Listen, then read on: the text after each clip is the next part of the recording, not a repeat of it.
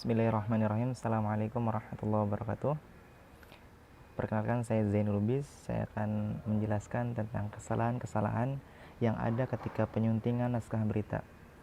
Kesalahan-kesalahan ini berupa kesalahan bahasa. Di antara kesalahannya adalah yang pertama, kesalahan penggunaan kata baku dan tidak baku.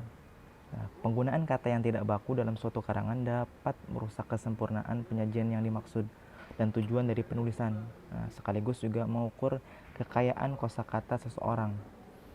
Oleh karena itu, seorang editor ataupun penyunting dapat menggunakan pedoman ataupun kamus bahasa Indonesia revisi terbaru sebagai acuan. Contohnya, kata ahli seharusnya ditulis kata ahli, kata apotik seharusnya ditulis apotek, kata atlet seharusnya ditulis atlet. Kemudian kesalahan ejaan.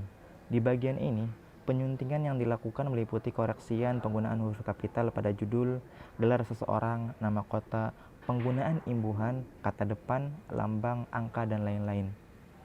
Kemudian kesalahan berikutnya adalah kesalahan tanda baca. Pada bagian ini, penyuntingan yang dilakukan meliputi koreksi terhadap penggunaan tanda baca seperti titik, tanda koma, tanda seru, tanda tanya, tanda titik dua, tanda titik koma, dan tanda baca lainnya. Kemudian kesalahan yang lainnya adalah kesalahan diksi atau pilihan kata. Pada tahapan ini, penyunting harus memperhatikan tingkat kesesuaian dan ketepatan pilihan kata yang digunakan dalam kalimat.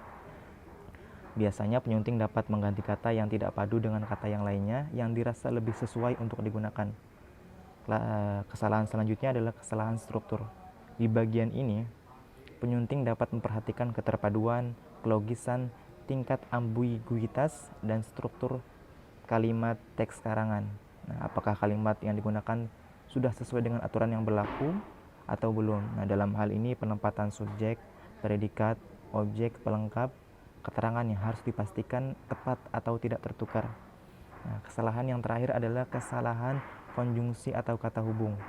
Pada tahap ini, penyunting harus benar-benar mengikuti alur cerita dalam sebuah teks atau karangan agar tidak salah dalam mengoreksi penggunaan konjungsi. Karangan atau teks berita yang padu pasti memiliki kata penghubung yang tepat.